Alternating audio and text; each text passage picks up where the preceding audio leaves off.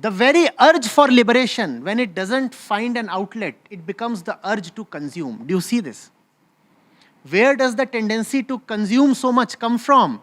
It comes from the misidentified and thwarted urge towards liberation. If you will not provide liberation to a man, his energies will flow in the direction of consumption.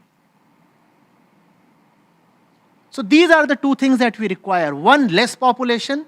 Secondly, the population that remains must be highly spiritual in its outlook. Only then can you avoid the climate catastrophe. All this tamasha that is happening on the streets will not help. Instead, it is making people feel good about themselves. I look at these warriors, climate warriors, young men and young women. Some of them were fighting the police recently in Bombay. And I thought to myself, will these young people refuse to have a kid? No, that they won't.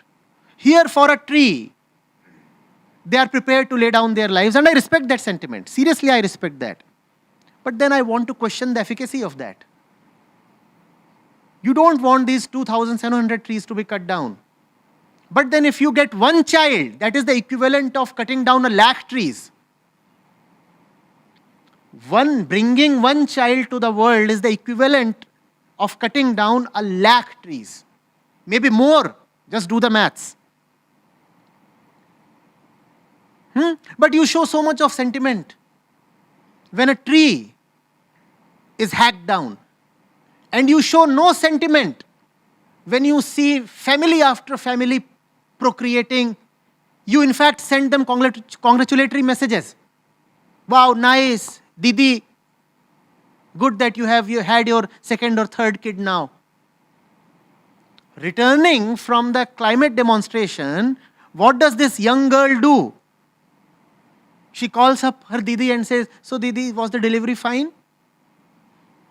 What nonsense is this? Do you understand?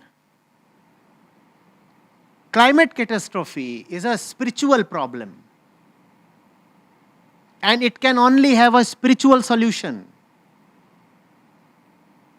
All else that you see happening around you in the name of climate activism is just tamasha. It will not help. It will boost up a lot of egos. It will give fame and limelight to a lot of young people. They will become climate warriors. They will become saviors of the world. Tomorrow, one of them might even get the Nobel Prize. So much of limelight is there, you know. This young man, he has really brought this issue to popular consciousness. Let's bestow upon him the Nobel Prize for peace. All that can happen.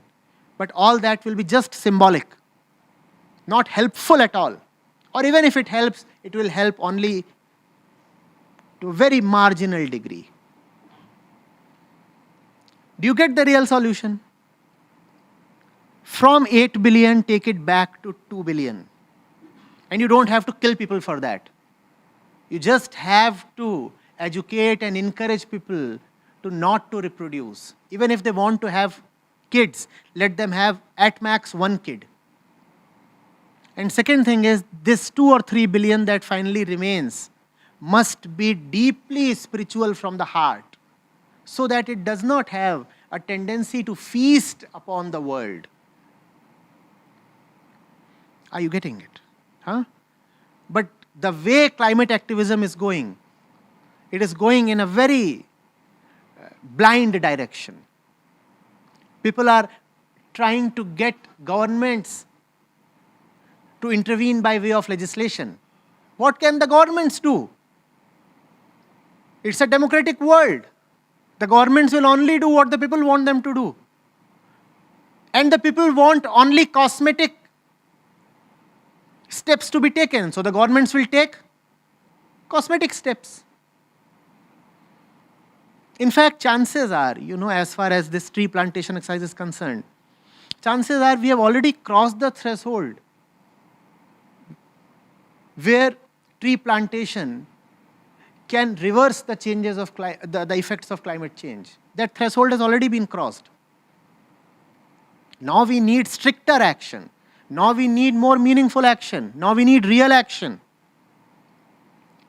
Planting trees might have been a useful step 20 years back, but that threshold has been long since crossed. You need to do more concrete action today.